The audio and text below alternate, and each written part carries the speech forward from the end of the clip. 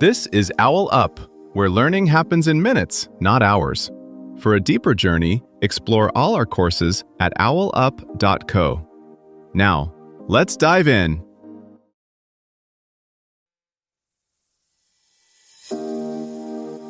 Welcome back to Chapter 3 of our series, Understanding Art, A Journey Through Visual History.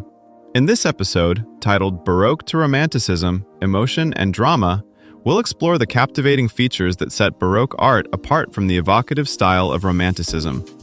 Get ready to uncover how emotion and drama transformed the art world during these fascinating periods. Let's dive in.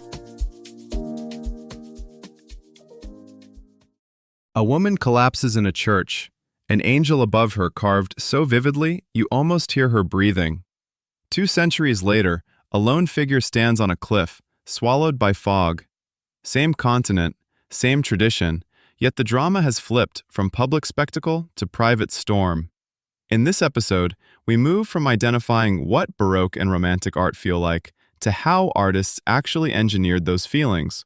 Think less style labels, more emotional technologies. Baroque painters and sculptors worked almost like expert chefs managing flavor. They dialed up contrast, twisted bodies into spirals, and layered space so your eye can't help but follow their planned route. Caravaggio drags you straight to the action. Bernini times your reaction with hidden light sources and architectural framing. Nothing is accidental. Romantic artists inherit many of these tools but swap out the recipe. They stretch horizons, shrink human figures, and blur forms so that uncertainty itself becomes the subject. Goya, Friedrich, and Turner all use composition not just to show events or places, but to provoke unease, awe, or moral outrage on a deeply personal level. Baroque and Romantic artists weren't just expressing themselves, they were responding to shifting worlds. Baroque flourished in an age of religious conflict and royal display, when lavish churches and palaces functioned like persuasive media campaigns. Romantics, by contrast, painted and wrote through revolutions, industrialization, and scientific upheaval, when old certainties felt fragile. Think of the canvas as a pressure gauge. In the Baroque, it registers the power of institutions. In Romanticism, it records the strain on the individual psyche facing vast, often indifferent forces. Baroque and Romantic artists also rewired how viewers participate in an artwork. In a Baroque chapel, you're choreographed like a guest at a royal banquet. The work expects you to stand in a particular spot, at a particular height, often at a particular time of day, so that the light, perspective, and emotion all click. Bernini's Ecstasy of St. Teresa doesn't just sit on an altar, it's framed by side sculptures that act like an audience, nudging you to join their reaction. Your role is half witness, half accomplice. You're meant to be swept along by a carefully staged revelation. Romantic artists loosen that script. Instead of guiding every step, they leave gaps you have to complete yourself. Take Friedrich's Wanderer above the Sea of Fog. The central figure blocks your view of the landscape, so you read the scene through his posture. Are you sharing his triumph, his doubt, or his loneliness? The painting never tells you. That ambiguity is the point. You supply the emotional answer. Color shifts too, from instrument to atmosphere. Baroque palettes often cluster around rich reds, golds, and deep blacks that echo church interiors and court clothing, luxury pigments broadcasting authority. Romantic painters expand into strange greens, smoky violets, and raw earth tones. In Turner's late seascapes, form nearly dissolves into weather. Color behaves less like fabric and more like storm clouds. Instead of describing objects, it conveys temperature, danger, or calm. Even subject choice reveals this pivot. Baroque artists frequently elevate familiar stories, biblical scenes, classical myths, state ceremonies, using intensity to confirm shared narratives. Romantics hunt for moments when meaning itself feels unstable, executions with no heroic resolution, shipwrecks where rescue is uncertain, ruins swallowed by mist. The canvas becomes a place to question rather than affirm. This evolution helps explain why modern viewers often feel that serious art should either confront power or probe inner life. We've inherited both expectations. that images can work like persuasive architecture around us and like psychological mirrors within us. Your challenge this week: whenever you scroll past an image online that feels dramatic, pause for 5 seconds and ask 2 questions. Is this trying to direct my reaction or make me finish the story myself?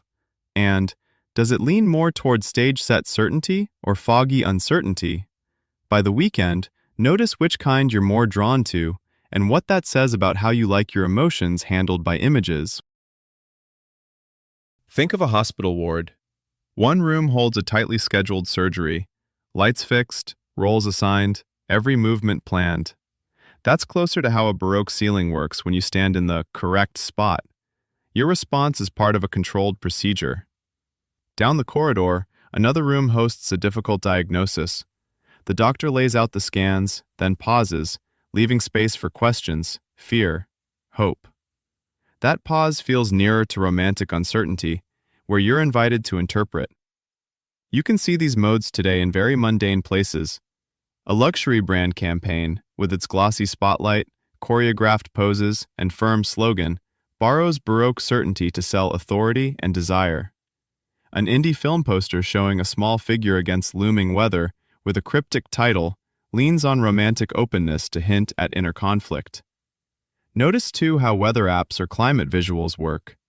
Clean, sharply defined storm icons tell you what to feel, prepare, protect, while hazy heat maps of future scenarios make you sit with unease, filling in your own emotional forecast. A push toward immersion is reshaping how we meet images. AR and VR don't just show works, they stage experiences that react to your gaze, heartbeat, even your voice, like recipes that adjust seasoning as you taste. Museums are testing rooms that darken, warm, or echo in sync with projected paintings. The open question: as systems learn which scenes make us stay longer or feel more, will they expand our emotional range or quietly narrow it to what keeps us hooked? Maybe the real thread between Baroque pulpits and romantic cliffs is how both quietly train us to feel on cue. That habit follows us into binge-worthy shows, protest photos, even dating profiles. Next time an image grips you like a plot twist or a weather alert, ask, whose script am I inside, and do I want to keep reading it? Here's your challenge this week.